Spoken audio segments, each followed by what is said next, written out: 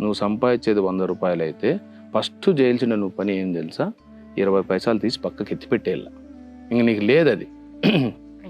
నేను సంపాదించింది 80 అనుకో, ఆ 20 ఏం తెలుసా, భవిష్యత్తులో నీకు ఏదన్నా సరే ఆపత్కాలంగా ఏదైనా జరిగిందనుకో, అకస్మాత్తుగా ఏదైనా మీద వచ్చి పడింది అనుకో, అది కార్యమే కాదు, శుభకార్యం కావచ్చు, అశుభకార్యం కావచ్చు, ఏదైనా కావచ్చు, అప్పుడు ఆ డబ్బు నీకు ఉపయోగపడుతుంది. మనం అది తెలుసుకోకుండా 100 రూపాయలు వస్తే 100 రూపాయలు కూడా ఎదుగోమే నేను 100 రూపాయలు తెచ్చినానని చెప్తే, నీ కష్టార్జితాన్ని వేరే వాళ్ళకి చెప్పుకున్నావు అనుకో, వాళ్ళకేం తెలుస్తుంది, వాళ్ళకు కోరికలు అధికంగా ఉంటాయి. వాళ్ళకి నాకు అది కావాలండి, అటుకి పోదామండి, ఆ ఊరికి పోదాము, మా అక్క వచ్చింది, మా చెల్లెలు వచ్చింది, వాళ్ళకి అది తీసిద్దాం, వాళ్ళకి చీర పెడదాం, జాకెట్ పెడదాం, అది అని చెప్పేసి హారతి కర్పూరం అయిపోతుంది. మళ్ళీ ఏమాయా సంపాదించేది ఎవరు? నువ్వే మళ్ళీ. కాబట్టి నీ సంపాదన ఎంత అనేది ఎవరికే కానీ తెలియనిద్దు, ఎవరికే కానీ తెలియకూడదు. అది వాళ్ళకి ఏం అవసరమో అది తెలుసుకో.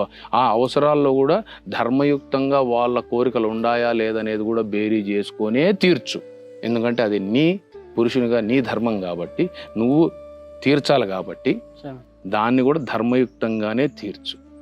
అది నువ్వు తల్లిదండ్రులకి ఇచ్చినా, స్నేహితునికి ఇచ్చినా, లేదా సమాజంలో ఏదో ఒక మంచి పనికి ఇచ్చినా, ఏ కార్యానికి ఇచ్చినా, లేదా ఒక బీదింటికి ఇచ్చినా, ఎవరికన్నా ఈ ధర్మాన్ని పాటించే తెలుసుకో. ఇది ధర్మయుక్తంగా ఉందా వాళ్ళ కోరిక, లేదా అధర్మయుక్తంగా ఉండేసి అయ్యో మేము బీదోళ్ళం స్వామి, మాకు ఏం లేదు స్వామి, పాపకు పాలు లేవు స్వామి, అన్నం లేదు స్వామి అని కొంతమంది అడక తింటారు. చూసినావు ఎప్పుడన్నా నువ్వు? వాళ్ళకి ఇవ్వడం ధర్మమా అధర్మమా? అధర్మము అని నేను చెప్తా.